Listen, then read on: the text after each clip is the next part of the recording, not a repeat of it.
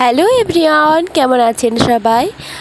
আজকে আমি আপনাদের সঙ্গে যে ব্লগটা শেয়ার করব সেটা হচ্ছে কোরবানির আগের দিন আর কোরবানির দিনের ব্লগ। তো চলুন দেখা যায় আমি কি কর্মকাণ্ড করি। তো সর্বপ্রথম আমি আমার মেয়েকে এখানে ঘুম পাড়িয়ে দিয়েছিলাম রাত্রিবেলা। তো এখানে ও ঘুমোচ্ছিল। আসলে দিনে ভিডিও করা একটু টাইম পাইনি, তাই আর কি বলবো। আর এই যে এটা আমার বাবার ওষুধ, উনি না প্রত্যেক মাসেই ওষুধ খান, কি বলবো। ওনার ওষুধের খুব দরকার, সঙ্গে প্রেশারও আছে। বাট সুগারটা এখনও হয়নি, কেন জানেন? খাবারটা একটু মেনটেন করে খাই তো, এই জন্য। কিন্তু সুগারটা হয়ে যেতে পারে যদি খাবারটা মেনটেন করে না খায়। তো এই যে এটা একটা ইনহেলার, এই ইনহেলারের মাধ্যম দিয়ে কিন্তু আমার বাবা গ্যাসটা নেন। খুব অসুবিধা হয় হাঁটাচলা করতে, মোটামুটি 2-3 বার থেমে যায় আমার বাবা। তো এখানে মেয়ের আর আমার সমস্ত রকমের জামা কাপড়গুলো গুটিয়ে নিয়েছিলাম। আর এইগুলো কিছু জামা ছিল যেগুলো এখনও গোটানো হয়নি। বালিশের কভারটা না আমি সদ্য কেচে দিয়েছিলাম, আর কেচে এনে আর ভরবো বালিশের কভারটা, সেটা করে আর মনেই পড়েনি। তারপরে ভাবলাম যে না, বালিশের কভারটা একবার ভরেই নিই। তো এই যে বালিশের কভার ভরা হয়ে গেছে। আপনারা লক্ষ্য করবেন যে আমার বেডশিট পাতা নেই। তো ভাবলাম বেডশিটটা পারবো, কিন্তু মেয়ে যেহেতু ঘুমিয়ে গিয়েছে তো বেডশিটটা আজ আর পারবো না, কালকেই পারবো একেবারে। টেবিলটা অগোছালো হয়েছিল একটু, তাই ঝেড়ে মুছে এখানে পরিষ্কার করে দিয়েছিলাম। আর এই যে বাক্সটাও খানিকটা মুছে দিয়েছিলাম, কি বলবো, এত ধুলো পড়েছিল। আর মা তো এক কাজের মানুষ না, মা অনেক কাজের মানুষ, একা মানুষ তো, তাই অত কিছু সামলাতে পারে না। আর আমি না শ্বশুর বাড়িতে নয়, আমার যেহেতু দাদা ভাই নেই, তাই আমি এই মায়ের বাড়িতেই কোরবানি করছি। আর এটা আমার মেয়ের না প্রথম কোরবানি। তো দেখো কি কাণ্ড করেছে আমাদের গরুটাতে। ও আমি আমার মেয়েকে শুয়ে সমস্ত রকমের কাজ গোটাচ্ছিলাম, তখনই আমি খেয়াল করি গরুতে না কিছু একটা ফোঁসফাঁস করছে।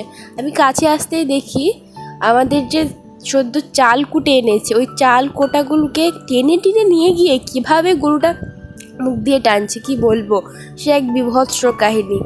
আর মা তো অন্যদিকে গিয়েছিল একটু বাজারে, তাই মা তো ছিল না সঙ্গে। আমি আমার একটা দাদাকে ডেকে এনে একটু গরুটাকে ছোট করে বেঁধে দিতে বললাম। সত্যি বলছি, কি বিভৎস কাণ্ড। আর আমি এই বাচ্চা নিয়ে গরু কী করে যে কী করবো সত্যি। আর একটা তাল দিয়ে গিয়েছিল আমার নানি রাত্রেবেলায়। তো এই দেখো এখানে আমার মেয়ে ঘুমিয়ে আছে। ভাবলাম চলো রাতে ডিনারটা করেই নিই। তো এখানে কুমড়ো আর পুঁই শাক দিয়ে একটা তরকারি করেছিল, আর একটা ডাল আলু এরকম সবজি দিয়ে একটা তরকারি করেছিল। তো চলুন ভাতটা আমি খেয়ে নিই। আমার ভাত খাওয়ার সময় না আমার পানি লাগবে। পানি, অনেকে আছে যারা ভাত খাওয়ার শেষে পানি খায়, কিন্তু আমি কি করি জানেন? একবার ভাত খাই দিয়ে আবার একটু জল খাই। তো এটা হচ্ছে কোরবানির দিন, সমস্ত নারকেল টারকেল কোচানো রয়েছে। তো মা এখানে পায়েস বানাচ্ছে, আর আমি ভাবলাম আমার মেয়েকে একটু ঝটপট রেডি করে দিই। তো মেয়েকে রেডি করানোর পর সে মেয়ের কি কাঁদন, কি বলবো। ওকে সকালে উঠে স্নান করিয়েছি, ও এবার একটু ঘুমোবে। আসলে আমার মেয়ে এমনি নর্মাল ডেতেও স্নান করে একটু ঘুমিয়ে পড়ে, তাই ভাবলাম ওকে একটু ঘুমিয়ে দিই। আর এই যে ঘুম থেকে উঠে ওর কর্মকাণ্ড, দেশলাই নিয়ে কীভাবে খেলা করছে। ওরকে দেশলাইটা দিচ্ছি না তো আবার কাঁদছে। তো আজ বাড়িতে তরকারি বলতে ওই যে বেগুন ভাজা হয়েছিল। আর তোমাদের দেখায় আমার মা কি সুন্দর করে সিমুই রান্না করেছে, দেখতে অনেক সুন্দর লাগছে। এর মধ্যে প্রচুর পরিমাণে বাদাম আর নারকেল কোচানো অনেক কিছু আছে। আর এই যে সামান্য পায়েস, সামান্য সামান্য করেই করেছে, কেননা এখন দাদা ভাই নেই। আর এই যে সেই ভাইরাল ক্লিপ, এই ক্লিপটা দেখছি এখন সবাই নিচ্ছে। ভাবলাম আমি বা বাকি থাকি কেন, তাই আমিও নিয়ে নিলাম। আর এই যে আমি মেহেন্দি পরেছিলাম, আর আমার মেয়েকে দেখো।